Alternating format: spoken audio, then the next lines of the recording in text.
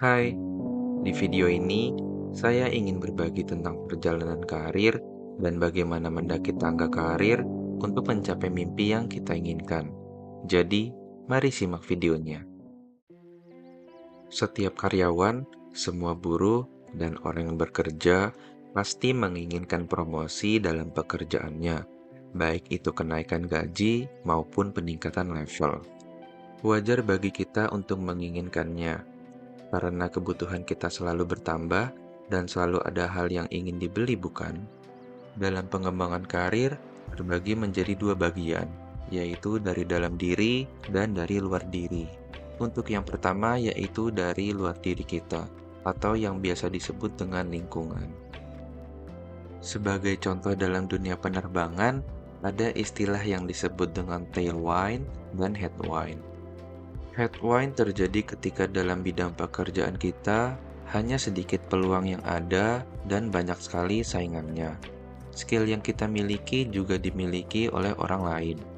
Anggaplah kita bisa membuat poster atau mengedit video. Tapi, apakah hanya kita yang bisa melakukannya? Tentu tidak. Justru, banyak sekali orang yang mungkin lebih jago dan lebih paham dibanding kita, sehingga kita akan sulit untuk berkembang di bidang ini. Sangat beruntung jika kita berada di posisi tailwind. Kita memiliki skill yang sedikit dimiliki oleh orang lain, sehingga kita bisa terlihat menonjol dibanding rekan kita. Atau bisa saja kasus dalam sebuah perusahaan di mana kita mendapatkan promosi jabatan hanya karena atasan suka dengan kita. Sungguh menarik, bukan? Tetapi kita perlu tahu bahwa kita tidak selalu berada pada posisi headwind ataupun tailwind. Beruntung untuk kalian yang selalu di posisi tailwind dan sangat mengenaskan bagi kalian yang selalu berada di posisi headwind. Jadi kalau menurut saya sih, aspek dari lingkungan ini tidak bisa menjadi patokan untuk meraih sebuah kesuksesan. Faktor selanjutnya yaitu dari dalam diri kita sendiri. Ada istilah yaitu you get what you deserve. Istilah ini mengajarkan kepada kita bahwa kita akan mendapatkan sesuatu ketika kita pantas untuk mendapatkannya.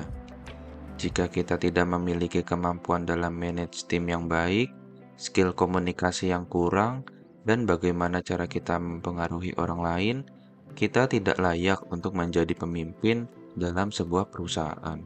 Tetapi, ketika kita memiliki kemampuan itu semua, suatu saat mungkin ada kesempatan yang datang kepada kita. Focus on the deeds, don't worry about the results. Yang saya pahami adalah, jika kita menginginkan hasil yang baik dan memuaskan, maka kita harus berhenti berpikir tentang hasil tersebut dan fokus pada pekerjaan untuk mendapatkan hasil tersebut. Jika kita ingin menjadi pemimpin dalam suatu bidang, maka jangan hanya berpikir tentang bagaimana caranya memimpin dan pintar berbicara, karena hal inilah yang membuat kita tidak fokus pada pekerjaan yang sedang kita jalani.